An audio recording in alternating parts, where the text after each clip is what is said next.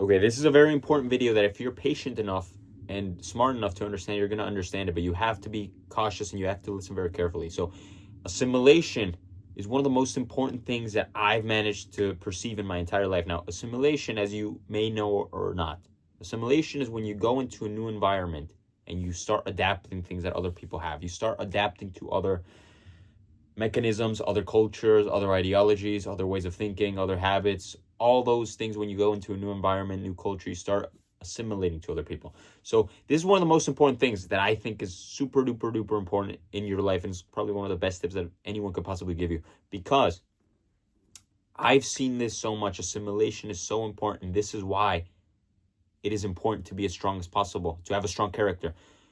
Because if you don't have a strong personality, when you meet someone, when this is like a cheat code for social interaction, this is a cheat code for when you socialize with people. This is a cheat code for surpassing everybody that you meet when you go talk to girls, when you go meet new friends, when you go to work, job interview, school, whatever. This is a cheat code for all social interaction.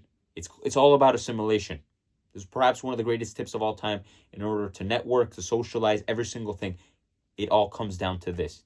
And it is precisely that when you meet another person, when two people meet, there is a social dynamic that is clashed. And only one person is going to come out on top. So two people are met. Let's say you meet someone. The person that is the strongest between you and this other person that you just met is going to surpass that other person. The strong one's personality is going to overpower the other one's weaker personality and start having that weaker personality absorb the strong person's character traits. So let's say you're this strong person, strong character, and you go and meet someone that is not so strong. So let's say I have a very strong personality. I don't go ahead and change the way I talk or the way I act or my views very, very easily. It's not very easy that you're going to change the way I think or the way I conduct myself.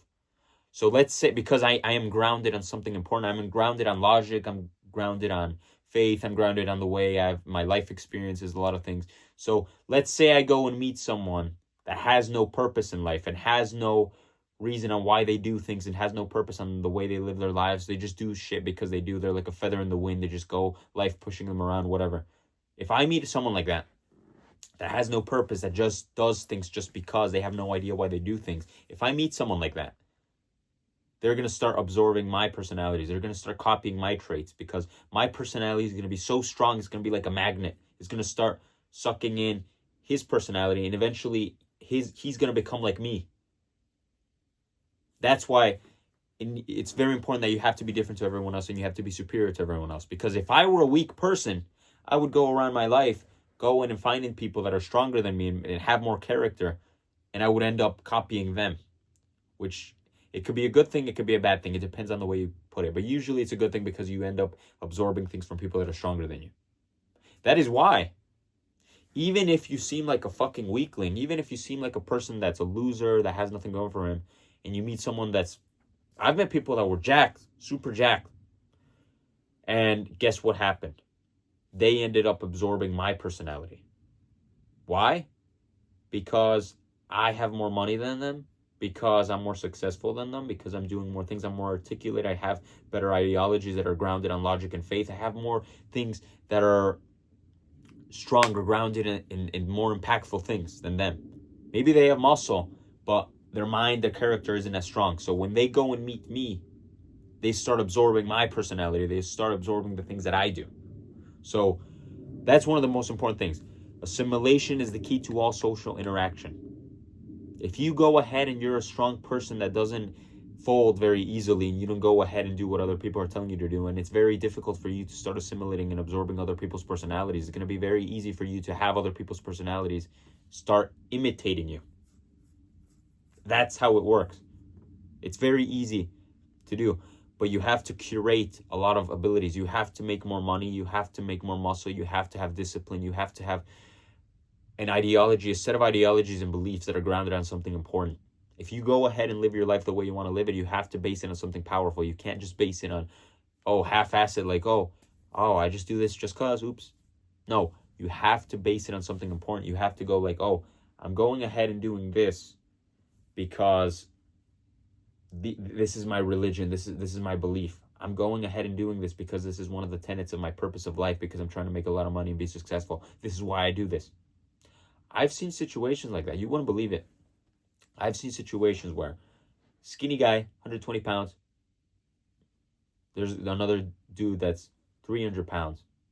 You know, let's say both go to the military. You would think that the 120 pounder is going to assimilate to the 300 pounder. But if the 120 pounder knows how to fight, MMA, whatever, he makes more money. He works really hard. He doesn't let himself get bitched around by people. This guy, the 300-pound tough guy, is going to start imitating this guy. It doesn't matter. This is what most people don't understand. Now, I'm not saying you shouldn't be a 300-pound monster, muscle monster. I'm not saying that. Because most times it is the big muscular guy that is the stronger personality. But what I am saying is that in a lot of occasions, when I've been forced a couple years ago to be in situations when I went to college, you're sitting in a classroom, from my perspective, with a bunch of dumbasses that are all, I'm politically conservative, whatever. I'm sitting with a bunch of dumbasses that, just drinking their Starbucks, just, not making money, not working hard, not doing anything important. They don't like going to the gym. They're just losers. And I'm sitting there, forced to be there because I chose to go to college, whatever. Okay, whatever. I'm sitting in college, classroom. I'm forced to be there for a couple hours for the duration of the lecture. I'm forced to listen to other people give their lame-ass presentations. I'm forced to be there sitting with other people, listening to them talk. I'm forced to talk to them sometimes. Out of my own preference, I don't like talking to people that don't deserve my attention. I don't like talking to people that I don't like. I don't like talking to people that I think are disrespectful, disingenuous pieces of shit. I don't like talking to people like that. If I have to sit in a room quiet with people that I don't like, I'll do that. I'm not going to talk to you just to be politically correct. If I don't like you, I don't like you. That's the way I work. So in college, if I don't like people, I'm just going to sit there being quiet, because I'm not going to talk to you if I don't respect you and I don't like you and there's nothing redeemable about you that I think is important for me to imitate. I'm just going to sit there. So when you're in situations like that, it kind of sucks, because when you're in college or you go military or you're in a job or whatever, you're forced to sit with people for hours every single day.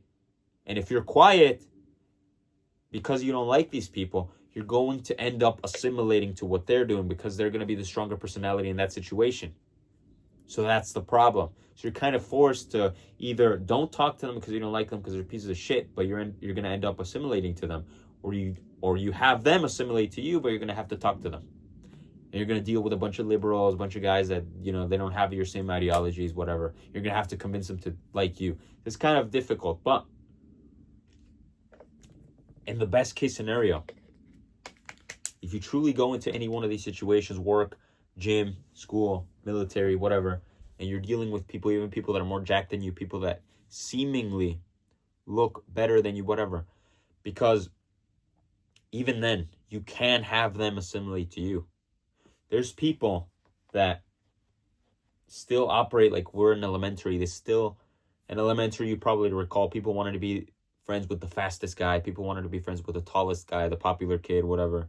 Because people are very primitive. They only want to be with the top gorilla, the big gorilla, whatever.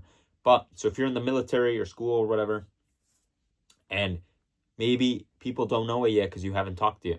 People don't know that you're the big G because they don't know that you have a massive brain, that, you're better than everyone else. So automatically, because everyone's primitive, they're going to try going for the big guy, the big muscular animal. They're going to go for the guy that's jacked. They're going to think he's the guy, the top dog. And I've talked about this in a lot of my videos, but they see that guy and they're going to try assimilating to him first. But if people see that this guy, the 200-pound muscular guy, lets himself get bitched around by the instructor or the teacher or the drill sergeant, whatever, and then they go to you and you don't let yourself get bitched around by anybody, and you always have a comeback to everything, and you're always very competent, and you never screw up, and you're always amazing at everything. Once they see that, their brain's going to start like switching up a little bit. They're going to be like, oh, maybe this guy's the G. Maybe this guy's the big boss. Even if you're like the 170-pounder compared to the 300-pounder, doesn't matter. Even if you're not the 6'5" guy, doesn't matter. their brain is starting to switch a little bit. If the 6'5" guy let himself get bitched around and he's not funny anymore and he doesn't have any good comebacks and he's not respected, and you are all the time, and you're always competent and you're never messing up and you're always working hard and you're always getting these achievements and you're always getting called to the stage because you're a fantastic individual, then something's going to start clicking in the brain. Their brain is going to trick them, and they're going to start seeing you as the big leader of the pack. They're going to see you as the big boss automatically. It doesn't matter how your appearance is. Same way ugly ass guys go and talk to girls and bad girls that are 10s, even though they're fat, ugly bastards. Same thing here. They're going to start, as they assimilate to the situation, they're going to start noticing that you're the top dog. Once they notice you're the top dog, you just keep acting that way. And eventually, they're going to try being like you. Once they see you have more money, once you see that outside of work, you're more popular, you're making more money, you're dressing nice, you're more articulate, you have a YouTube channel, you have 10 YouTube channels, you're working boom, doing all these business deals, they're going to see, oh, maybe this guy's the top dog, and they're going to try assimilating to you. But it's very difficult because 99% of society is exactly the same. It's only that 1% of people that are different than everyone else. It's only that 1% of people that aren't dumbasses.